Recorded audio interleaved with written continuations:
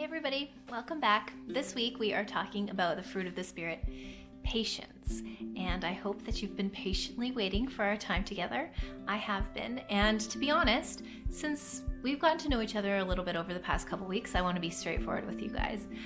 I had a moment earlier on in the week where my 13-year-old daughter came up to me and she was really upset because she felt like she doesn't get any time with her mom. That anytime she comes up to me and wants to talk or tell me something, I don't have the time for her. I don't have the patience, and I'm always trying to rush off to the next thing.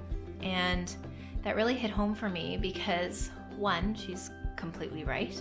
I feel like I can't have 4 seconds before somebody else needs something from me, and our conversation gets interrupted constantly. But also I was thinking about that and how that's not the fruit that I want to be producing, like that's pretty rotten fruit if you ask me.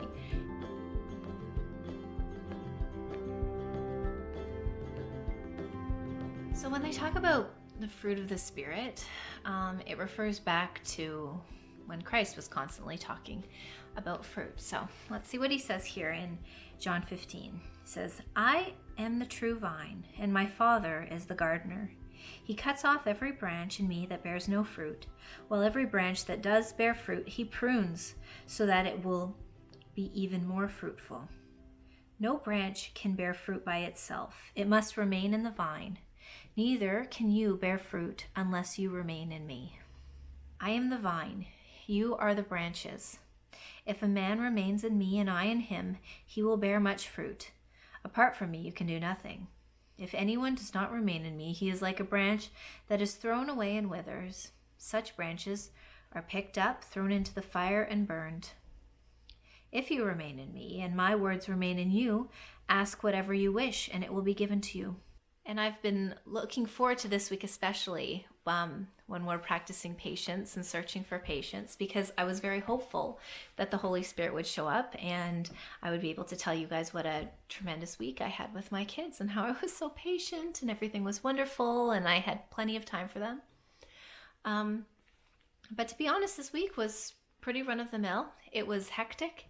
It was rushed, and my daughter gave me confirmation that I didn't have time for her in the way that she was hoping.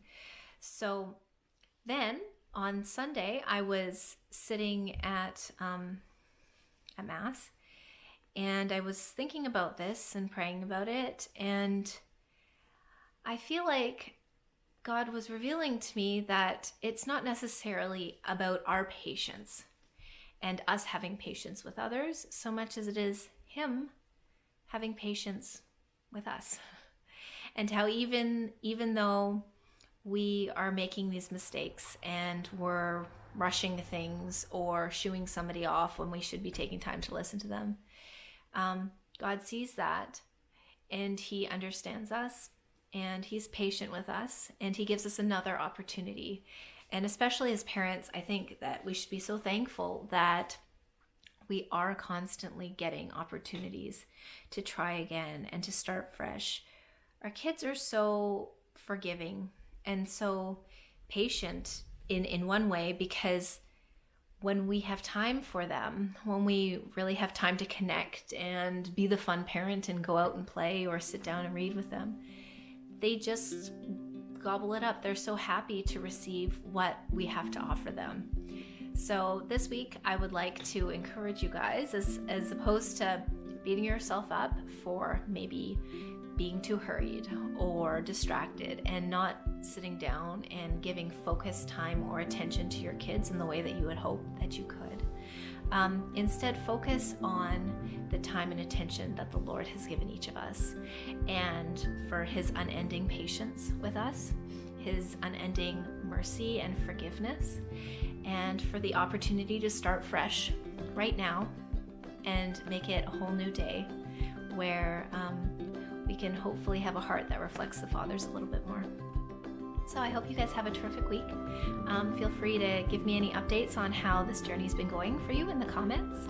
And next week, we're going to combine two together. We're going to talk about kindness and goodness. And my homework this week is to go figure out what's the difference between kindness and goodness and how we can wrap that all up together. So I wish you a very good week. Bye.